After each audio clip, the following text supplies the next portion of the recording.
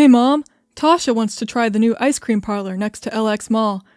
She says it has new and unique flavors, along with the options of almond milk as a substitute, so I wouldn't have to worry about my allergies. Okay, honey, but make sure to stay safe and not talk to strangers. Call me if you want me to pick you up. You have your pocket money with you, right? I do. Thanks, Mom. Tasha and I were looking around the various options presented through the transparent glass. She chose a mixed tub for her, and I chose a mint chocolate tub with almond milk. We bought the ice creams and sat outside. As we were talking and enjoying our dessert, I saw a familiar person going inside the mall, but he wasn't alone. My dad and a young lady walked inside, hand in hand. They looked happy and, if I am not mistaken, very much in love. I left my tub and started following the couple. I was in utter disbelief. How could Dad even think of cheating? Does the lady know he is happily married and has a kid? Why didn't he think of Mom before doing this? Why didn't he think of me? What made him do it? I saw them walk inside a jewelry store and hid behind a mannequin.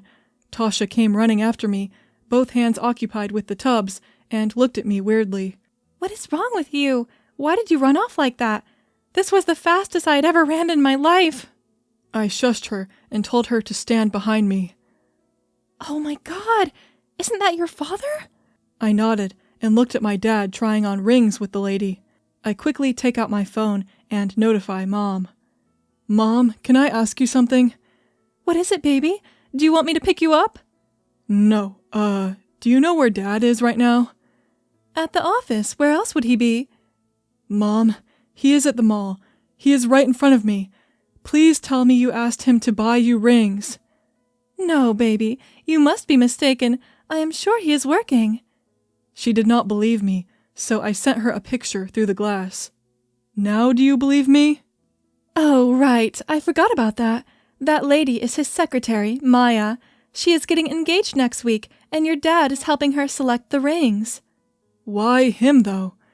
Because he has a similar finger size. Archie, why do you doubt your father? Mom, please pick me up. I don't feel good. I will be there soon. Do you want me to pick up Tasha as well? Yes, please. We will drop her off on our way home. I immediately went to bed when we reached home. I tried to sleep to have a moment of peace, but the images of Dad with that lady kept flashing before my eyes. Weird and wrong thoughts kept shooting like neurons in my head. Tossing and turning in my bed, I decided to go through his phone at night. This was wrong, I knew that, but my trust in him was wavering. It was around midnight. I looked at Dad, and he was snoring, which meant he was deep in sleep. We slept together, while Mom slept in a different room. I was actually supposed to sleep alone, but since I had a phobia, Dad started sharing the bed with me. The dinner was really difficult for me. The environment had completely changed, but Mom acted like I never even said anything. I grabbed his phone from the nightstand. Luckily, he didn't have a screen lock, and he hadn't shut it down. I quickly scrolled through his apps and clicked on the messaging app. There was a chat archived, and when I opened it, I gasped. I quickly cover my mouth and hide behind the curtain with his phone. There were lovey-dovey messages sent by him to someone. When I saw the display picture, it was the same lady. There were multiple heart emoticons shared by both of them to each other. They were also talking about their engagement. Maya replied that she absolutely loved the ring and that she was extremely happy that she found someone like Dad.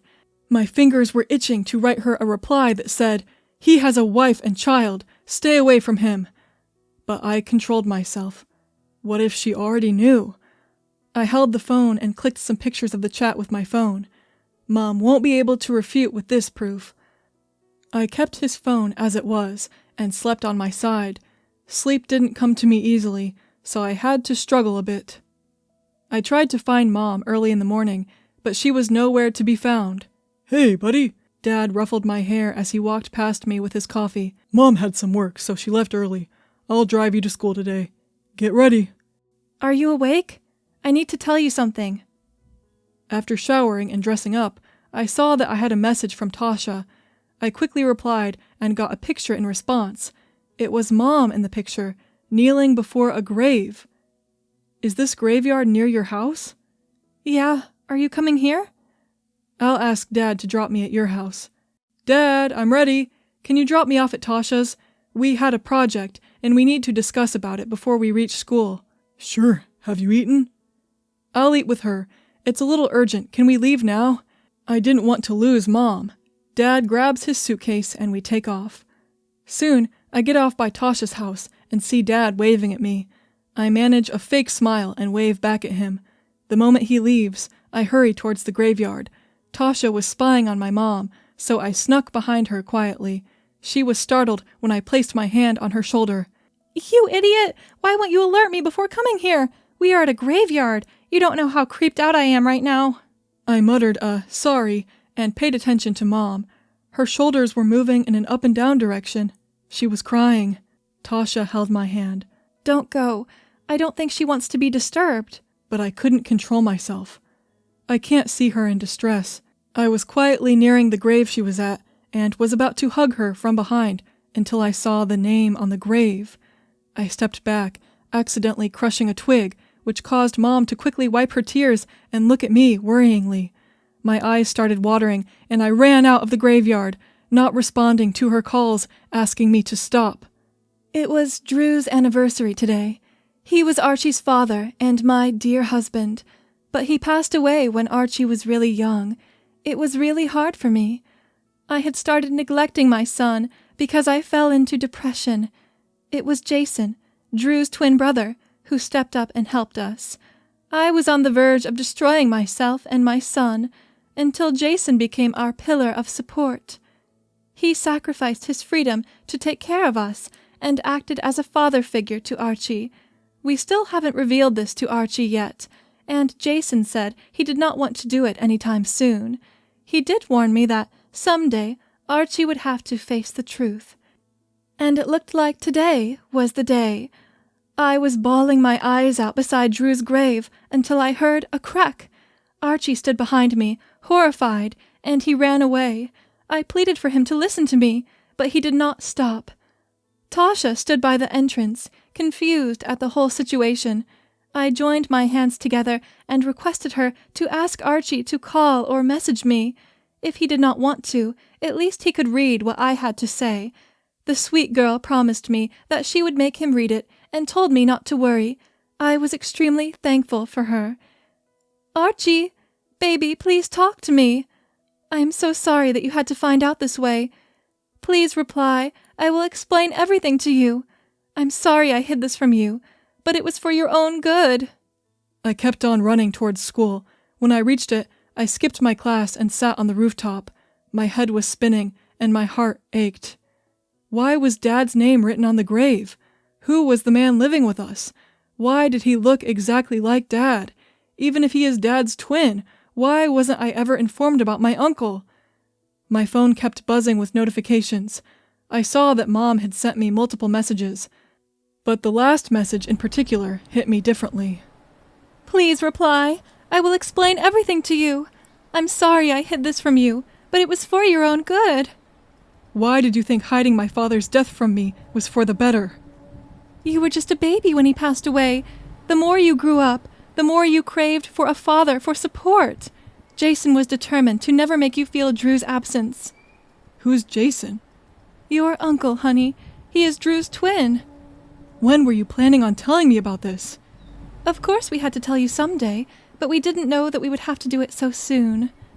I need to be alone for some time. Take as much time as you need, baby. I'm here for you. Maya was talking about the arrangements of the venue for our engagement. It was going to be kept a secret from Archie. Mila was going to tell Archie that I had gone for a business trip, when in fact I would be getting engaged, with Maya's family and friends, and my friends by our side. But it seemed like we didn't have to keep it a secret anymore. Mila called me and informed me about the situation. Archie had also caught me and Maya buying rings in the mall. I calmed her down and assured her that I would speak to him later, agreeing that we needed to give him some space. Is everything okay? Maya asked with concern laced in her voice. Archie found out about Drew, and he knows about us. Maya held my shoulders and squeezed them gently. Everything will get better once you talk to him. Poor boy, he must be going through such a hard time, but in situations like these, he should clear his mind and set his thoughts straight without you guys interrupting him. Don't worry. I'm sure he will understand. Oh, I just realized something. What is it? Mila and Archie might now get to come to our engagement ceremony. I would have surely missed them, but now I don't have to worry about their absence. I'm going to ask Mila if she could be one of my bridesmaids. How can you be so lovely? Maya laughed and hugged me. Hey, bud, how are you? I just woke up from a nap. My head feels better now. That's good. Can you tell me something about my dad? I want to know what kind of a person he was. He was a great, great man. My brother was a brave soldier who had much respect for his country and its citizens. He was like a fierce lion on the battlefield, but whenever he came home, he would melt by seeing your face. Drew had an awesome sense of humor, and I inherited that from him. I'm so lucky that I had a brother like him. He guided me for most of my life. He sounds like an amazing person. He really was. I know it was unfair that God took him away from you, and I hope I tried my best to love you like he would. Did I do a good job? I tear up once again when I read his message. This man had done everything for me that a father would do, maybe even better than most of them. He didn't leave us, even though he had a choice, and made me his priority. You have been the best. Can I ask you something? Thank you, bud. Sure, what is it? Why didn't you leave us? Why did you choose us over your freedom?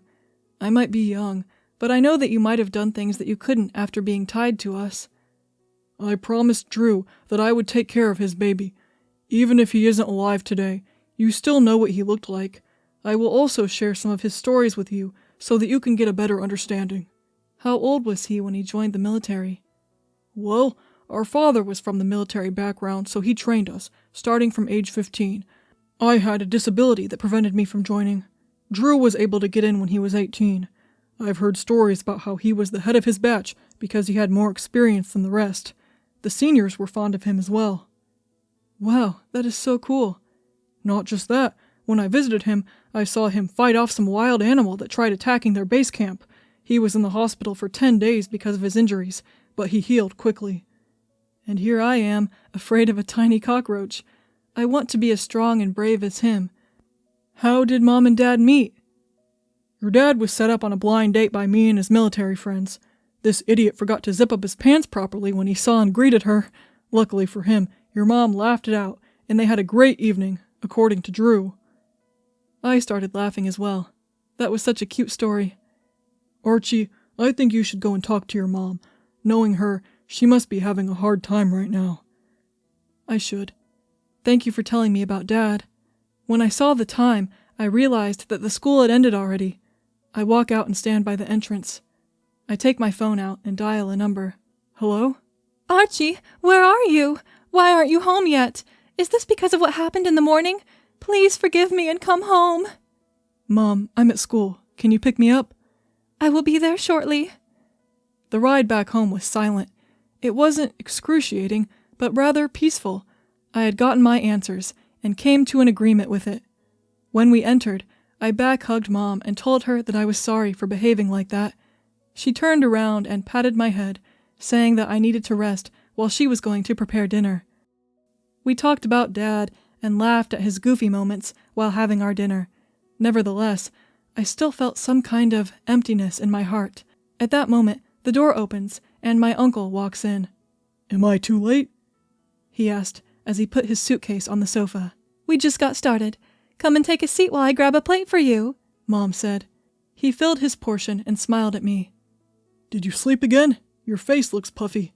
I nodded and grabbed my phone, opening the messaging app. Soon after, Uncle takes his phone out too, checking a message he received.